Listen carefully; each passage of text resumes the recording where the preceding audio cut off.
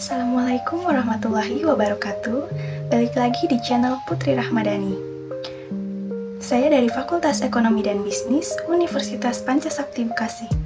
Di video kali ini saya akan membahas materi tentang pengendalian logistik. Selamat menyaksikan. Pengendalian logistik. Pengendalian logistik adalah proses mengelola dan mengawasi aliran barang dan informasi dari titik asal hingga titik tujuan dalam rantai pasok. Hal ini melibatkan perencanaan, implementasi, dan pengawasan berbagai kegiatan logistik guna memastikan efisiensi dan efektivitas dan kepuasan pelanggan. Penerapan pengendalian manajemen logistik. Faktor-faktor yang perlu dipertimbangkan dalam penerapan manajemen logistik. Yang pertama yaitu tempat. Hal ini merupakan basis dari semua kegiatan organisasi. Oleh karenanya, faktor ini harus juga mendapatkan perhatian tersendiri dari pengelola organisasi, seperti masalah strategis, pemilihan tempat, kenyamanan lingkungan, kebersihan, ventilasi, dan sebagainya. Yang kedua yaitu kebersihan dan kerapihan. Salah satu faktor kenyamanan dalam bekerja adalah faktor kebersihan dan kerapihan di lingkungan kerjanya. Maka faktor ini harus diperhatikan, seperti ukuran ruangan, bahan ruangan, penataan ruang. Yang ketiga, alur dan jalur. Arah yang dilalui oleh suatu produk, sedang jalur adalah suatu proses produksi, baik alur adalah arah yang dilalui oleh suatu proses produksi. Sedangkan jalur adalah suatu jalan mana yang harus dilalui oleh suatu proses produksi. Baik alur maupun jalur harus diawasi dengan baik. Yang keempat yaitu keamanan. Hal ini merupakan salah satu unsur pencapaian peningkatan prestasi kerja dengan adanya rasa aman dalam bekerja. Contohnya penggunaan satpam, prestasi satpam, kondisi lingkungan kerja, dan sebagainya. Yang kelima yaitu bangunan.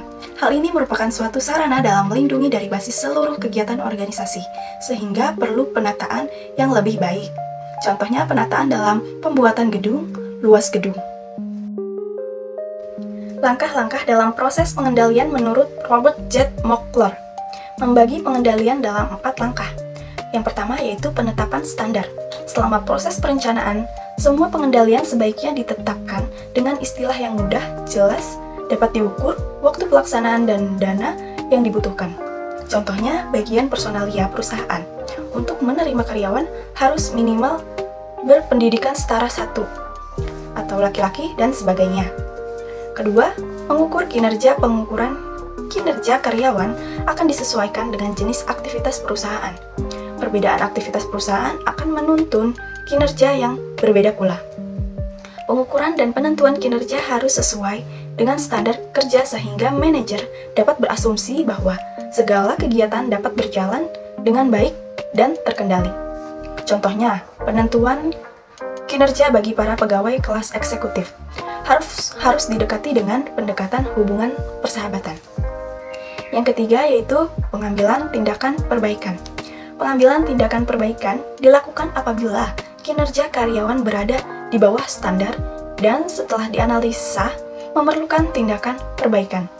Tindakan tersebut dapat berupa pengadaan perubahan terhadap sesuatu atau lebih banyak alternatif dalam operasi perusahaan atau mungkin terhadap standar yang telah ditetapkan.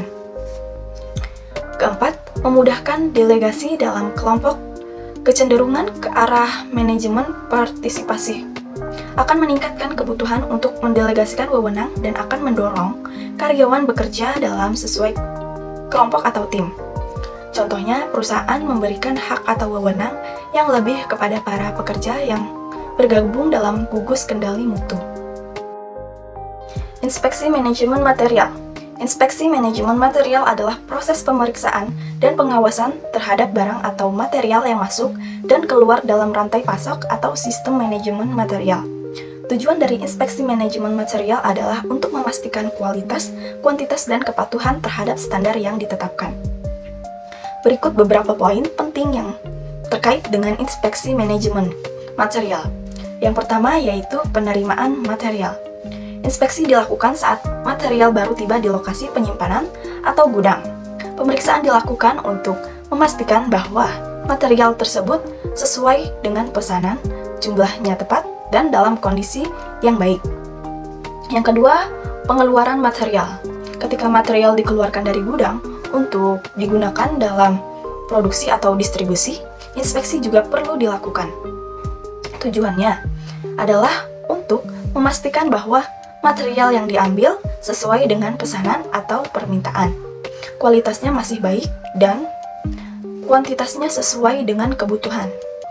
Inspeksi juga melibatkan pencatatan pengeluaran material agar ada transparansi dan akuntabilitas dalam penggunaan material. Yang ketiga, inspeksi kualitas.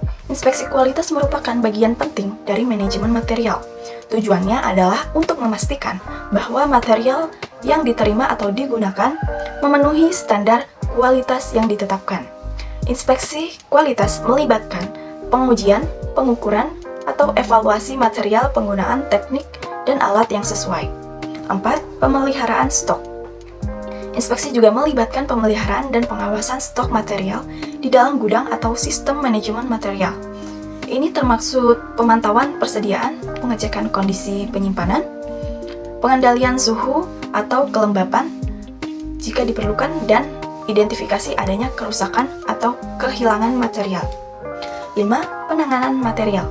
Inspeksi juga mencakup penanganan material secara umum, termasuk pengemasan, penandaan, dan pemrosesan material. Hal ini bertujuan untuk memastikan bahwa material dikemas dengan benar, dilabeli dengan jelas, dan diproses sesuai dengan persyaratan atau instruksi yang berlaku. Manajemen persediaan. Persediaan merupakan bagian utama dari modal kerja yang merupakan aktiva yang pada setiap saat mengalami perubahan.